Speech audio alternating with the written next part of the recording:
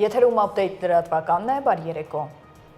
Եվ այսպես Սյունիքի մարզից երկու անչափահասներ մոլորվել են եւ հայտնվել Ադրբեջանի տարածքում։ Ազգային անվտանգության ծառայությունը հայտնում է, որ ստացված տվյալների համաձայն տեղ համայնքի բնակիչներ Կարեն Արմենի Ջանգիրյանն ու Անդրեյ Արմենի Գյագունցը 2025 թվականի հունիսի 6-ին ժամը 1:20-ի սահմաններում Արավոս գյուղի հարակից հատվածում տեղանքում մոլորվել են ու հայտնվել Ադրբեջանի տարածքում։ Ձեռնարկվում են անհրաժեշտ միջոցները քաղաքացիների գտնվելու վայրը պարզելու եւ նրանց անվտանգ վերադարձն ապահովելու ուղղությամբ։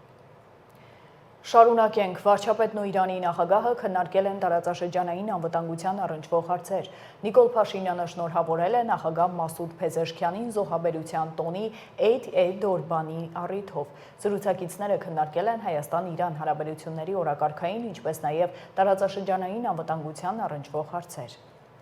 Վարչապետը դարձյալ գրառում է կատարել անդրադառնալով Գարեգին երկրորդի լռությանը։ Ինչի մասին է խոսում Գարեգին երկրորդի լռությունը։ Մենք իր հոտը սպասում ենք նրա հրապարակային պարզաբանմանը իր կողմից կուսակրոնության ուխտի խախտման եւ զավակ ունենալու վերաբերյալ։ Լռել նշանակում է համաձայնել եւ յուրանձը դուրս դնել վեհարանից։ Ասել ճշմարտությունը նույնպես նշանակում է յուրանձը դուրս դնել վեհարանից։ Ստել նույնպես նշանակում է յուրանձը դուրս դնել վեհարանից, գրել է վարչապետը։ Եկեղեցու հետ կապված գործընթացներն ըստ տրամաբանության են գալիս օրակարգ։ Վարչապետի աշխատակազմի ղեկավարն է ասել։ Անդրադառնալով Նիկոլ Փաշինյանի հայտարարություններին Արայիկ Հարությունյանը նշել է, որ երբ եկեղեցին որոշակի գործընթացներ է անում միջամտելու քաղաքական գործընթացներին, երբեմն պետք է պատրաստ լինի, որ այլ հարցադրումներ կհնչեն քաղաքական դեմքերից։ Անձնական կյանքին չեն միջամտում, բոլոր հարցադրումներն արվել են եկեղեցու ինստիտուցիոնալ տրամաբանության մեջ, տվյալ դեպքում կուսակրոնության ինստիտուտի վերաբերյալ։ Վարչապետի աշխատակազմի ղեկավարը կարծում է, թե այդ հարցերի պատասխանները միայն առողջացնելու են եկեղեցին որպես ինստիտուտ։ Նման գործընթացները ըստ տրամաբանության են գալիս օրակարգ։ Եվ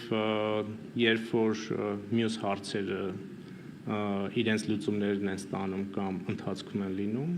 առաջանում են նաև նման խնդիրներ։ Եկեղեցու հետ կապված մենք նախկինում էլ, հատկապես վերջին տարիներին էլ ասել ենք, որ երբ որ եկեղեցին որոշակի գործընթացներ է անում միջամտելու քաղաքական գործընթացներին, երբեմն պետք է նաև պատրաստ լինել, որպեսզի նրան, որ այլ հարցադրումներ կհնչեն քաղաքական դեմքերի կողմից, մասնավորապես այս հարցադրումը, որը արվել է։ Անձնական կյանք, պարոն Հարությունյան։ Մենք անձնական ներողություն հերթով խնդրում եմ։ Անձնական կյանքին որևէ մեկը չի միջամտել, անձնական կյանքի հետ կապված բոլոր հարցադրումները արվել են նույն ինստիտուտի եկեղեցու ինստիտուցիոնալ տրամաբանության մեջ, տվյալ դեպքում կուսակրոնության ինստիտուտի վերաբերյալ եւ հարցադրումները շարունակում են մնալ միայն այդ տրամաբանության մեջ։ Արդյոք վարչապետի բարձրացած հարցերը ստանալու են իրենց պատասխանները, դրական թե բացասական, այո կամ ոչ։ Արդյոք սահմանադրական կարգի խախտում չէ Նիկոլ Փաշինյանի կողմից եկեղեցու ներքին կարգին միջամտելը, հաշվի առնելով հանգամանքը, որ ըստ սահմանադրության եկեղեցին ու պետությունը անջատված են։ Հարցին արդարադատության նախարարն է պատասխանել։ Ինչ վերաբերում է Նիկոլ Փաշինյանի բառամթերքին, Սրբուհի Գալյանը որևէ խնդիր չի տեսնում, քանի դեռ իր խոսքով դա չի հատում իրավականության սահմանը։ Մենք շատ կարող ենք խոսել տարբեր մարդկանց կողմից, տարբեր խոսույթի գնահատականներ տալու մասին։ Ես կարծում եմ, որ խնդրի բարձրաձայնման հետ կապված ամեն մարդ ինքն է ընտրում, թե ինչպես պետք է դա անել, եւ գուցե որոշների համար դա սուր երանգներ պարունակող բառամթերք է, այո, սուր երանգներ պարունակող բառամթերք է, գուցե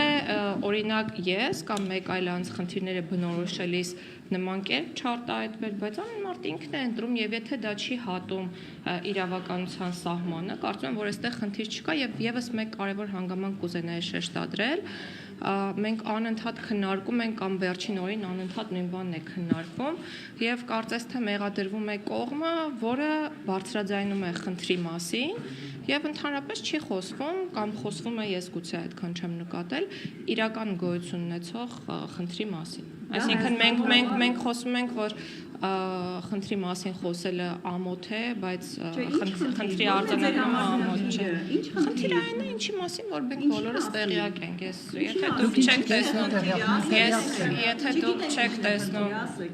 խնդիրն այն է, որ վնասում է Հայաստանի Հանրապետության անվտանգությանը, չգիտեմ, հանրային ինչ-որ բարոյական նորմերին, պետական շահերին, ինչ խնդիր եք դուք տեսել, ինձ թվում է յուրաքանչյուր քրիստոնյա ինքը պետք է որոշի խնդիր տեսնում է, թե չի տեսնում։ Եթե անձը իրեն համարում է հայ առաքելական եկեղեցու հետևորդ եւ հետևում է կանոնական իրավունքի, ապա ինքը պետք է իր համար եզրահանգում անի, թե այս իրավիճակում խնդիր կա, թե չկա։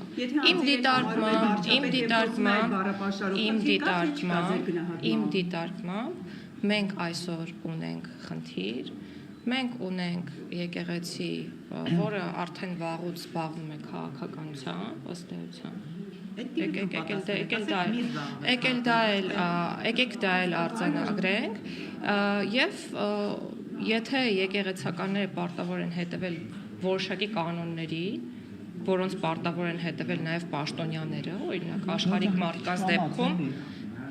եթե նրանք պաշտոնյա են, պարտավոր են տարեկան հայտարարագիր ներկայացնել։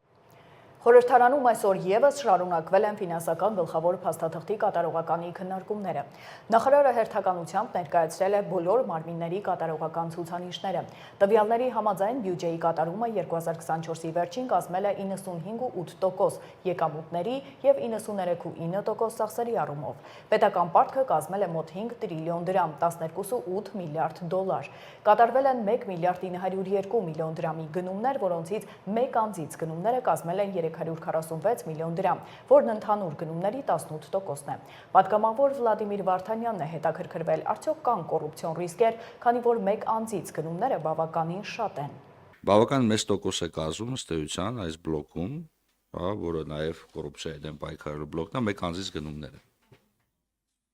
Ես խնդրեի, որպեսզի դուք որոշակի առումով մեզ ներկայացնեք, վերլուծություն եղել է, ինչու է այսպիսի պատկեր,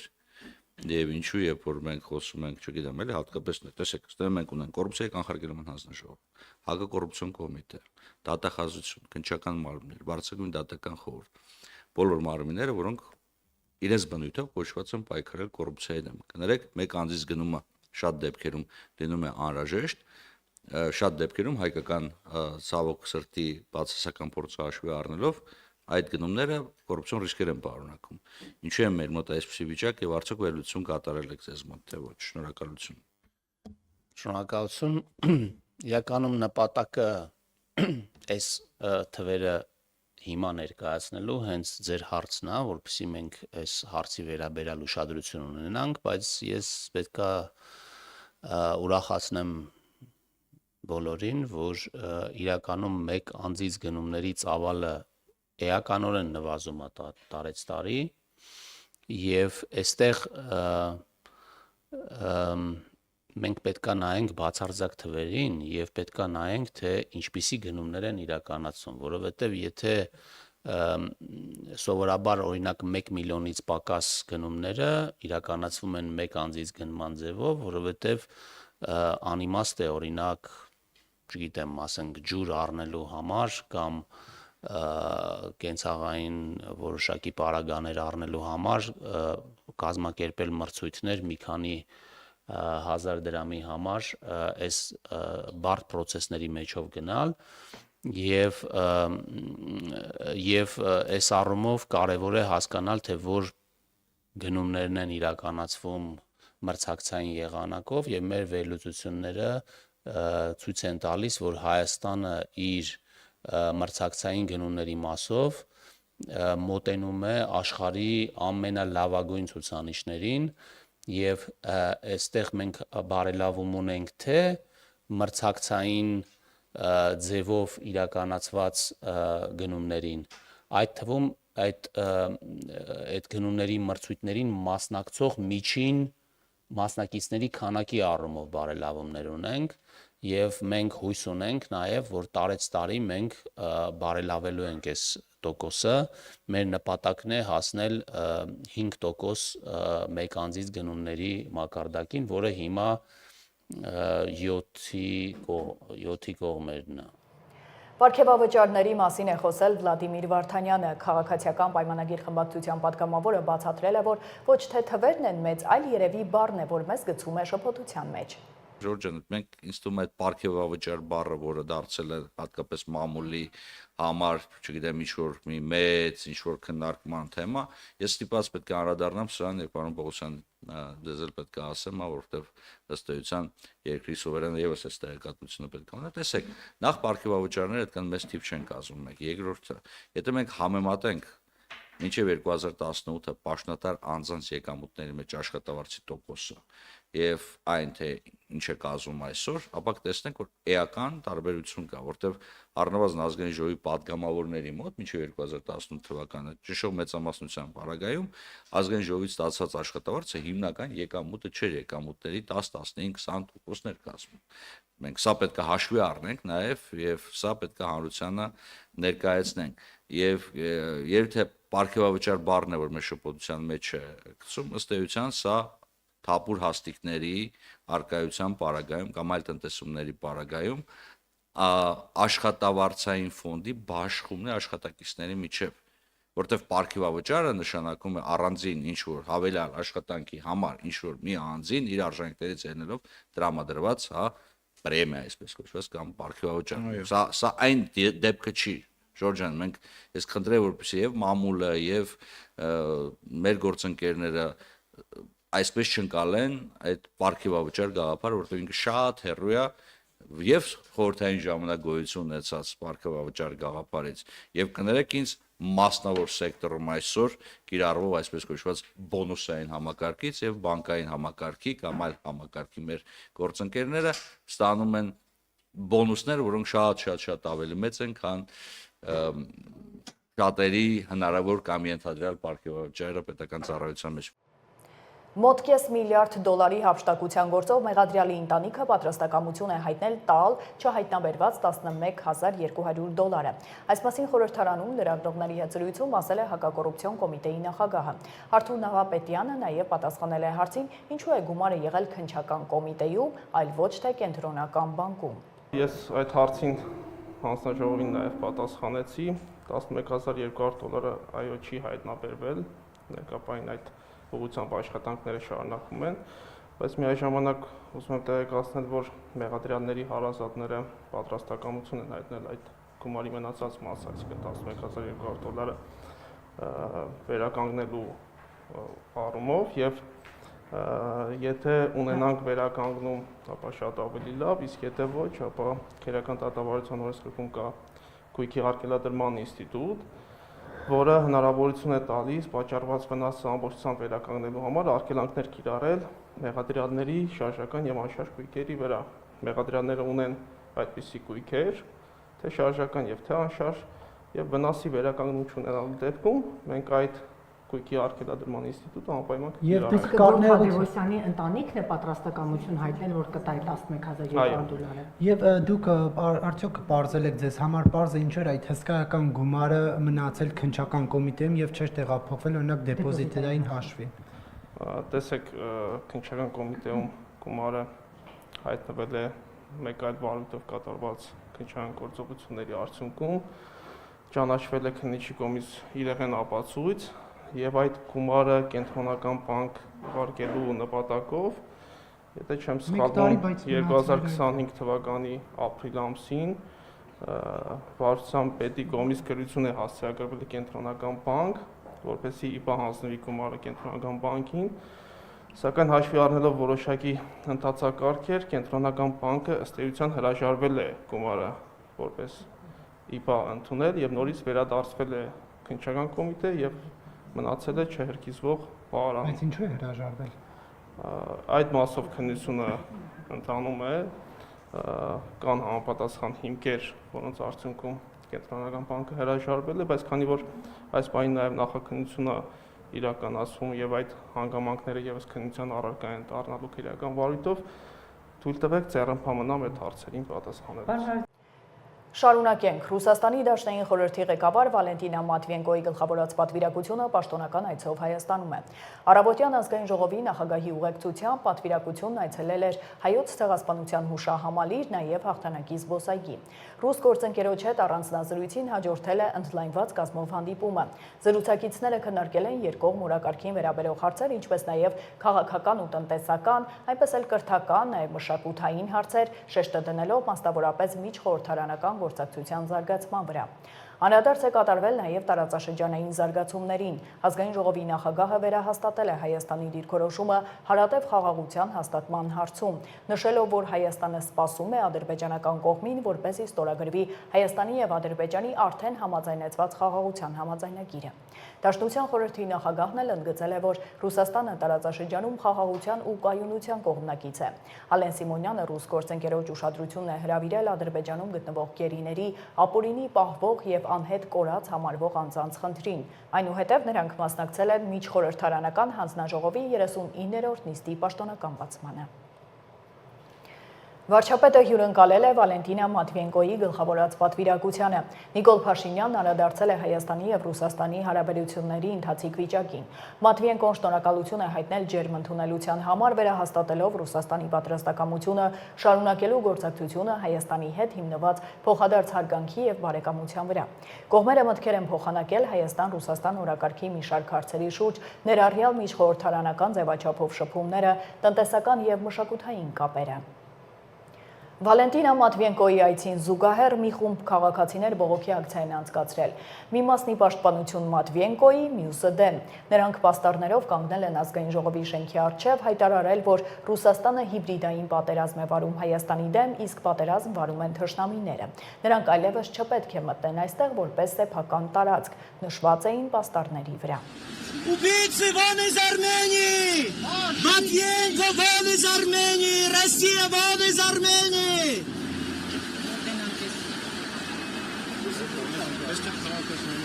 Ես ոնքանից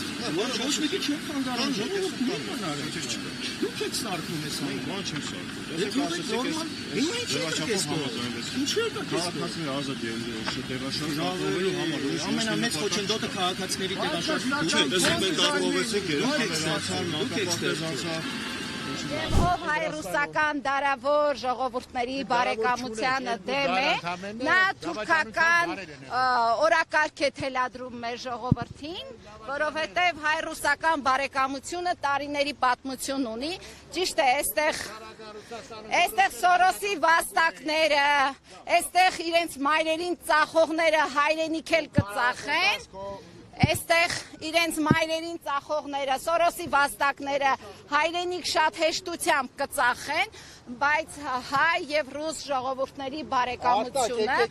այլ ընտրանք չունի։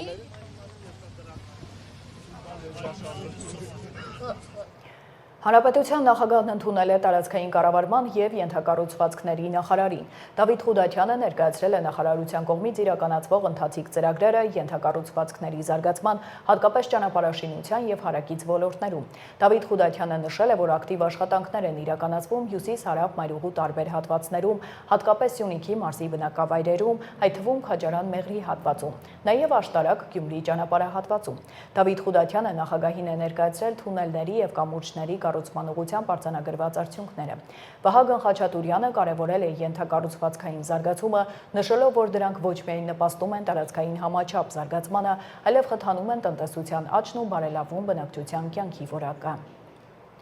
Երևանի քաղաքապետի մամուլի քարտուղար Հայկ Կոստանյանն է անդրադարձել վճարովի կայանատեղիների գործող կարգի վերաբերյալ Մայր Հայաստան խմբակցության ավականու անդամների հայտարարություններին։ Մայր Հայաստան խմբակցության ավականու որոշ ներկայացուցիչներ, ինչպես նաև որոշ լրատվամիջոցներ հանդես են եկել հայտարարություններով եւ հրապարակումներով, որոնք կարող են քաղաքացիներին մոլորության մեջ գցել, տպավորություն ստեղծելով, թե քաղաքում վճարովի կայանատեղիների գործող կարգն այլևս ուժը կորցրել է եւ կարելի է կայանման համար չվճարել։ Տեղեկացնում են, որ նշված ինֆորմացիան իրականությանը չի համապատասխանում եւ գործող կարգը շարունակում է ուժի մեջ մնալ, գրել է Կոստանյանը։ Հիշեցնեմ, ավելի վաղ ավականում Այր Հայաստան խմբակցության անդամ Արմենակ Դանիելյանը գրել էր, որ վարչական դատարանը կասեցրել է Երևանում կարմիր գծերում ավտոմեքենաների կայանման վճարների թանկացման որոշումը։ Հետևաբար կարելի է կայանել այև Բ գոտիներում ու չվճարել, գրել էր նա։ Այժմ առաջարկում եմ ծանոթանալ միջազգային թեմաներին։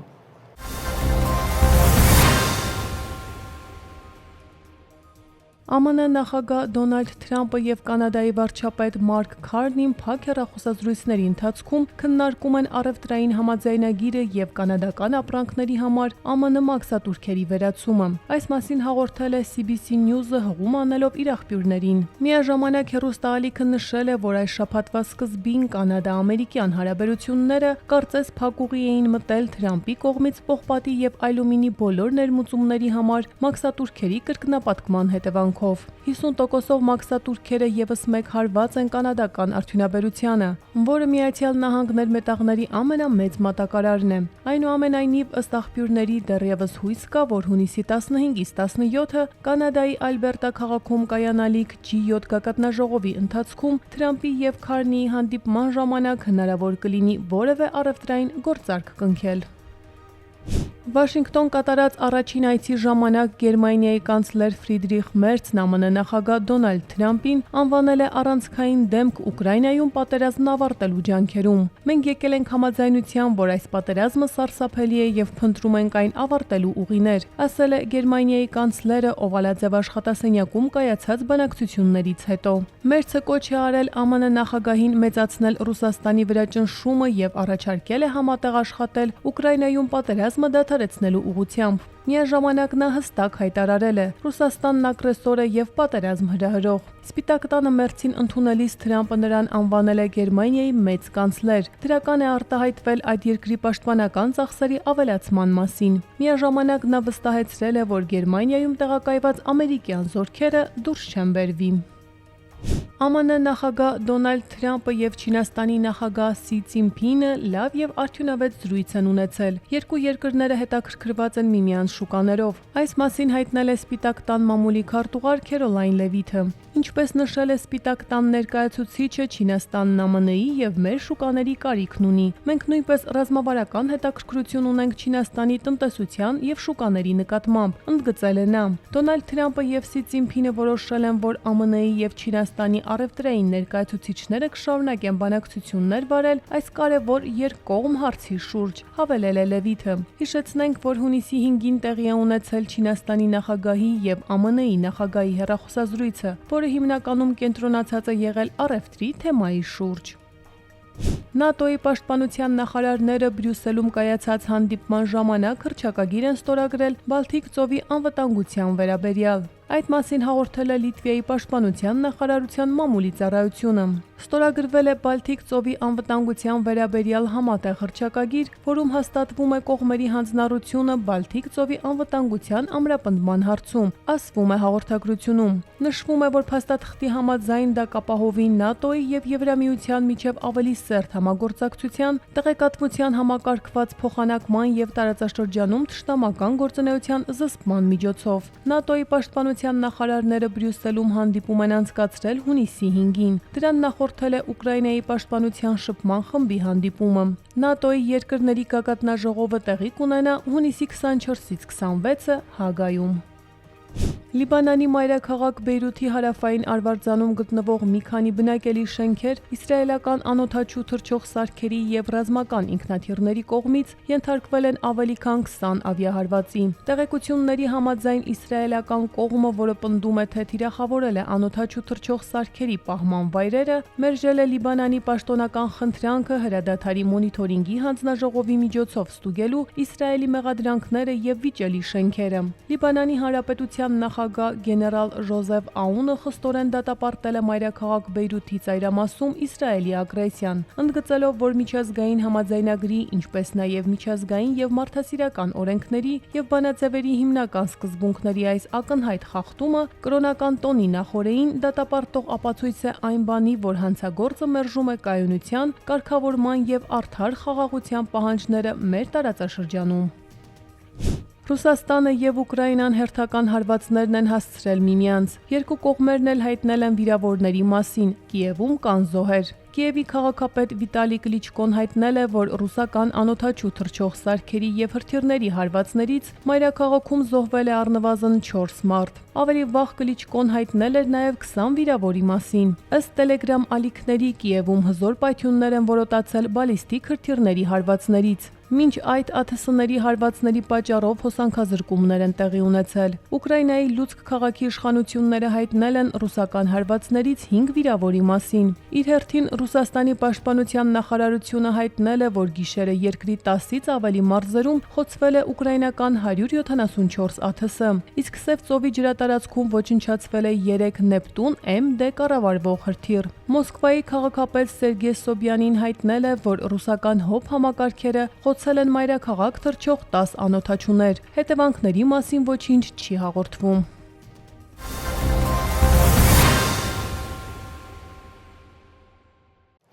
Սպանության փորձի մեղադրանքով հետախուզվողները ձերբակալվել են Կամարիս գյուղում, մանրամասները ոստիկանության տեսանյութում։ Ոստիկանության կարևորագույն գործառույթներից է հետախուզվողների հայտնաբերումը։ Գործունեության այս ոլորտում հաջողությունը կյանքի է կոչում պատժի անխուսափելիության գաղափարը, ինչը հանցագործությունների կանխման որոշիչ գործոն է եւ էականորեն բարելավում է հանրապետության քրեածին իրավիճակը։ Օրերս նման հերթական կարևոր խնդիրն են լուծել քրեական ոստիկանության Երևան քաղաքի վարչության անձի հետախուզման բաժնի ծառայողները, համագործակցելով քրեական ոստիկանության օպերատիվ արձագանքման վարչության գործընկերների հետ։ Համատեղ խմբերը հունիսի 4-ին ժամը 20:25 Կոտայքի մարզի Կամարիս գյուղում հայտնաբերեցին սպանության փորձի հատկանիշներով հետախուզվող երկու երիտասարդի 22 եւ 21 տարեկան։ Նրանցից ավագը հետախուզվում էր նաեւ ապօյնի կերպով հրազեն կրելու մեղադրանքով։ Երկուսի նկատմամբ էլ խափանման միջոցեր ընտրված կալանքը։ Նրանք ներկայացվել են նախաքննական մարմին։ Ծանուցում ենթադրյալ հանցանքի մեջ կասկածվողը կամ մեղադրվողը համարվում է անմեղ, քանի դեռ նրա մեղավորությունը ապացուցված չէ Հայաստանի Հանրապետության քրեական դատավարության օրենսգրքով սահմանված կարգով, դատարանի օրինական ուժի մեջ մտած դատավճռով։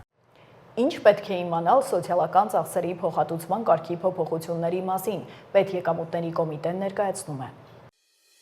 Ինչ պետք է իմանալ սոցիալական ծախսերի փոխհատուցման կարգի փոփոխությունների մասին։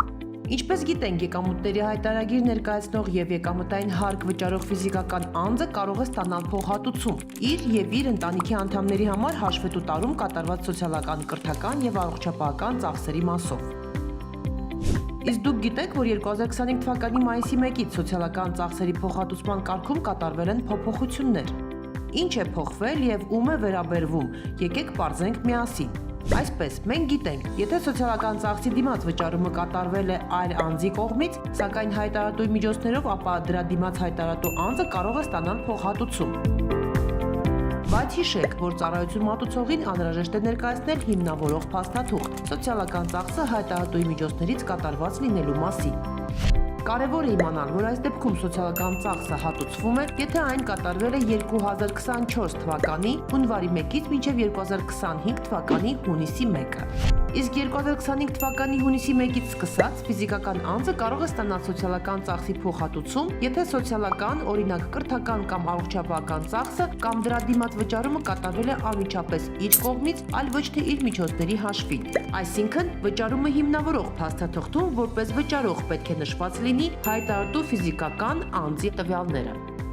Օրինակ, եթե 2025 թվականի հունիսի 1-ից հետո երեխայի ատամնաբուժական ծառայության համար անկանխիկ եղանակով վճարում է մայրը, սակայն հայտարարատու հոր միջոցներով, ապա ատամնաբուժարանը հաշվարկային փաստաթուղթը չի կարող դուրս գրել հայտարարատու հոր տվյալներով։ Հարկ է հիշել, որ սոցիալական ծախսի փոխհատուցումից օգտվելու համար հունիսի 1-ից սկսած սոցիալական ծախսի դիմաց վճարումը պետք է կատարի անձամբ հայտարարատու անձը։ Անհրաժեշտ է նաև իմանալ, որ համայնքային ոչ առևտրային կազմակերպությունները համայնքների անունից կարող են դուրս գրել հաշվարկային փաստաթղթեր համայնքների պատվերով իրենց կողմից մատուցվող կրթական ծառայությունների մասով։ Օրինակ, եթե համայնքի ենթակայությամբ գործող մանկապարտեզի կրթական ծառայության համար հայտարարտու ծնողը համայնքի բյուջե է վճարում տեղական վճար, ապա մանկապարտեզը կարող է համայնքի անունից դուրս գրել հաշվարկային փաստաթուղթ վճարված տեղական վճարի չափով, որպեսզի ծնողը կարողանա օգտվել սոցիալական ծախսի փոխհատուցումից։ Մեկ այլ փոփոխությամբ, եթե աշխատողի կամ նրա ընտանիքի համար առողջության ապահովագրական փաթեթը ձեռք է բերել գործատուն, սակայն ապահովագրավճարի մասով նա հայտարարու աշխատողից ստացել է հատուցում, ապա աշխատողը կարող է ստանալ սոցիալական ծախսի փոխհատուցում իր տրամադրած գումարի չափով։ Այս պարագայում կարևոր է հիշել, որ գործատուի կողմից ապահովագրական ընկերությանը տրվում է տեղեկանք ապահովագրավճարի մասով աշխատողից հատուցում ստանալու վերաբերյալ, որի հիման վրա ընկերությունը հաշվարկային փաստաթուղթը դուրս է գրում գործատուի անունով, իսկ որպես սոցիալական ծախս կատարող նշում է հայտարարուի տվյալները։ Օգտակար տեղեկատվություն նաև այն մասին, որ առողջապահության գծով սոցիալական ծախսի փոխհատուցման կարգով սոցիալական փաթեթի շահառուներից բացի, պետության կողմից երաշխավորված անվճար եւ արտոնյալ պայմաններով բժշկական օգնության եւ սպասարկման ծառայություններ իրականացնող կազմակերպությունների աշխատողները եւս առողջության ապահովագրական փաթեթի գծով սոցիալական ծախսի փոխհատուցումից կարող են օգտվել միայն սոցիալական փաթեթի շահառու եւ նշված կազմակերպությունների աշխատող չհամարվող ընտանիքի անդամների համար ապահովագրական փաթեթի ձեռքբերման ծախսերի մասով։ Իդեպ, ինչպես սոցիալական փաթեթի շահառուները, այնպես էլ այս աշխատողները ատամնաբուժական ծառայությունների մասով կարող են օգտվել սոցիալական ծախսի փոխհատուցումից իրենց եւ կամ ընտանիքի անդամների համար։ Սկանավորեք QR կոդը եւ ծանոթացեք սոցիալական ծախսի փոխհատուցման մանրամասներին։ Եվ եղանակ, Երևանում հունիսի 7-ից 10-ը սպասվում է առանց ստեղումների եղանակ։ Որոշ մարզերում կեսօրից հետո եւ գիշերը հնարավոր է կարճատև անձրև։ Օդի ջերմաստիճանը կբարձրանա 5-ից 6 նիր։ Այսքանը դուք դիտում էիք Update լրատվականը, հաջողություն։